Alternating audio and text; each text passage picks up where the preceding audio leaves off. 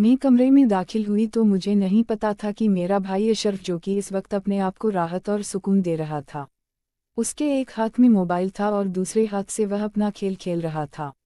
मुझे नहीं पता था कि वह इतना मदहोश है। जैसे ही कमरे में गई तो मैंने अपने भाई को यह सब कुछ करते हुए देख लिया। उसकी नज़र मुझ पर पड़ी तो वह बहुत ही ज्यादा परेशान हो गया। उसने कहा कि महक, तुम कब आई? यहाँ से जाओ। ने कहा कि तुम्हें शर्म नहीं आती? तुम यह सब कुछ कर रहे हो। मैं अभी अम्मी और अब्बू को बता दूंगी। उसने कहा कि मैं क्या करूं? किसी को बताना मत। घर पर कोई भी नहीं था। मैं कॉलेज से अभी आई थी। मैं क्यों कह रही थी? मैं भी मुकम्मल तौर पर जो उनकी खूबसूरत थी। बहुत सारी लड़कियां जो कि अपने बॉयफ्रेंड के बारे में मुझे बता देती थी, लेकिन मेरा भी कोई बॉयफ्रेंड नहीं था। वह अक्सर बताती थी कि हम किस तरह अपने के साथ खेलती हैं। मैंने कहा कि जो भी है, सिर्फ हम यह सब कुछ क्यों कर रहे थे? अम्मी अब्बू जो कि कोई काम के लिए घर से बाहर गए हुए थे। अशरफ ने कहा कि तुम इस बारे में किसी को नहीं बताऊंगी। मैंने कहा कि जो कुछ तुम यह सब कुछ कर रहे थे, मुझे भी तुम्हारे साथ यह सब कुछ करना है। मैं अभी जवान हूँ, खूबसूरत हूँ। अशरफ ने कहा कि ही शर्म नहीं? ए लो, अपनी बात कर रही हूँ। जिस पर मैंने बड़े गुस्से से कहा कि तुम्हें शर्म नहीं आई सब कुछ करते हुए? जिस पर अशरफ ने कहा कि मेरी कोई भी दोस्त नहीं। मैंने कभी किसी दोस्त के साथ ऐसा कुछ नहीं किया। मैं क्या किया करूं? मैं अभी जवान हूं, इसकी वजह से मैं अपने आप को सलूना ना दूं।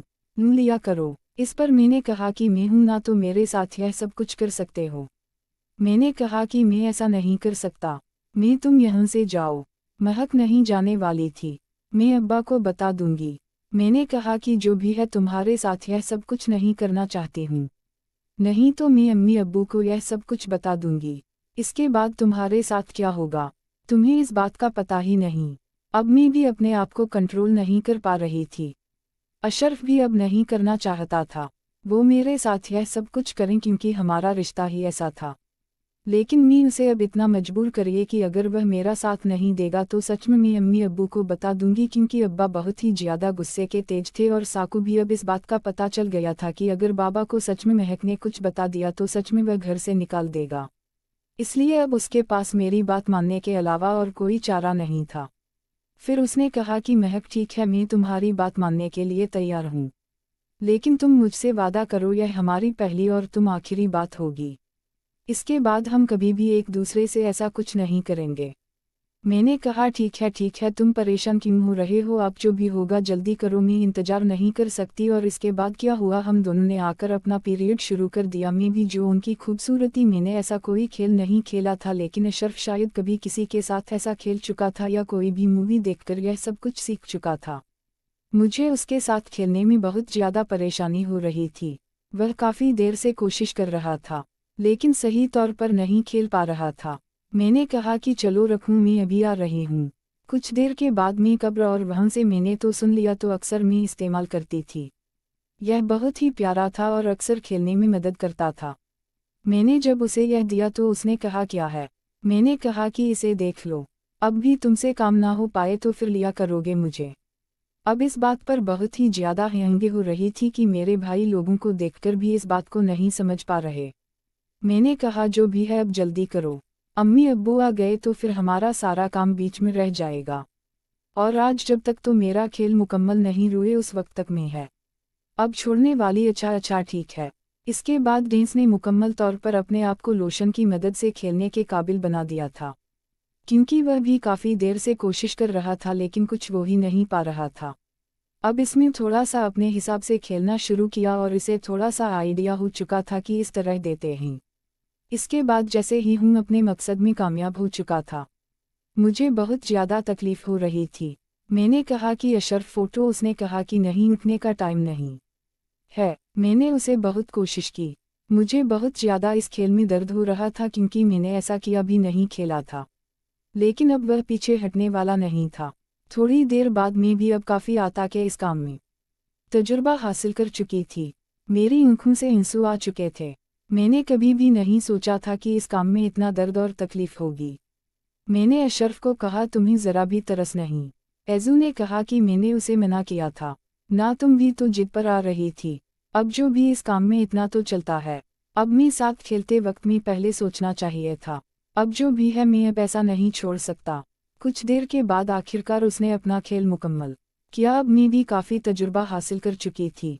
अब मुझे भी एक तो मी शायद जान ही नहीं पाया क्योंकि इसमें तो मुझे इन तकलीफ़ों को दर्द हो रहा था।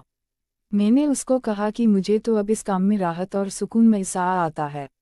मुझे तो लगता था कि अब वह इस खेल को ज़्यादा देर जारी रख पाएंगे। अशरफ ने कहा, शर्म करो, जो कुछ होना था हो गया।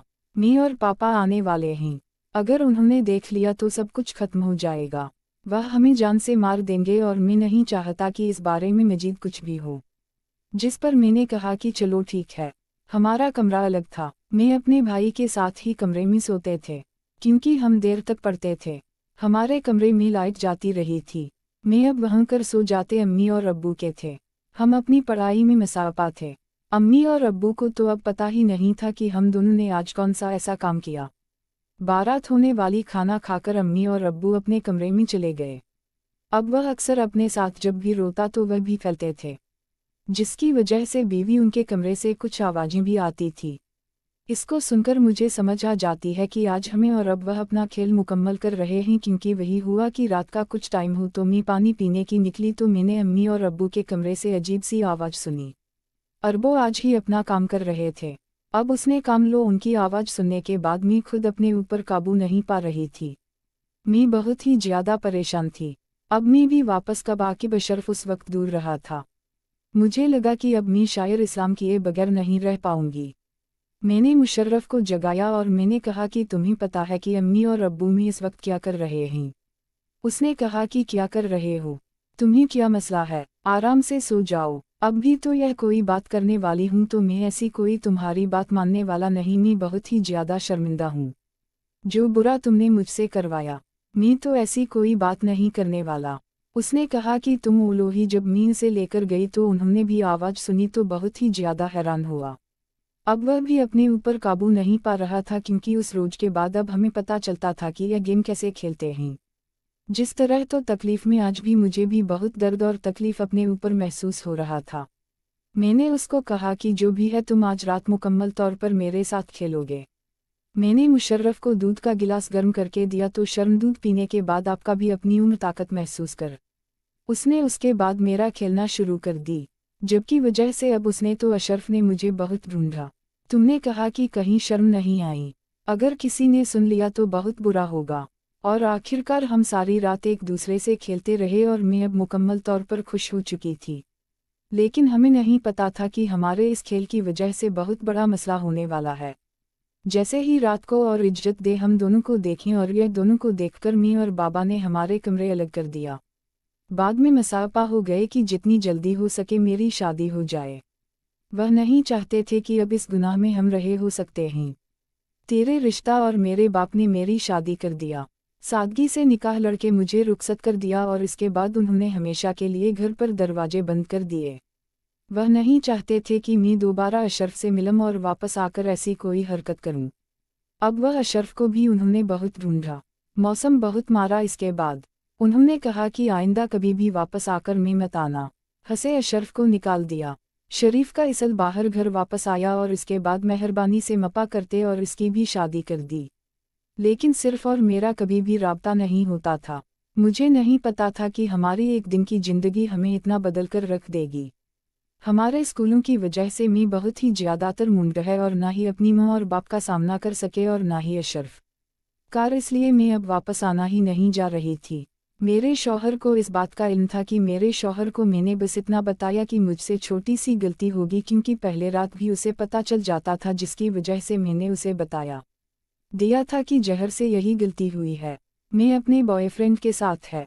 मेरे बाबा को पता चल गया था जिसकी वजह से उन्होंने मेरी शादी कर दी। लेकिन मैंने अपने शौहर को वादा किया कि मैं इसके बाद कभी भी किसी और के साथ ऐसा कोई ताल्लुक नहीं बनाऊंगी। तो उसके बाद उन्होंने मुझे माफ़ किया। औरत सिर्फ मुझ पर नज़र रखते थे, मुझे मोबाइल भी नहीं उठाने देते थे। और यह थी मेरी कहानी। यह कहानी आपको पसंद आई होगी। मजीद कहानियों के लिए हमारे चैनल को सब्सक्राइब कर लें ताकि आप नेक्स्ट अच्छी कहानी चैनल पर फरमाएं।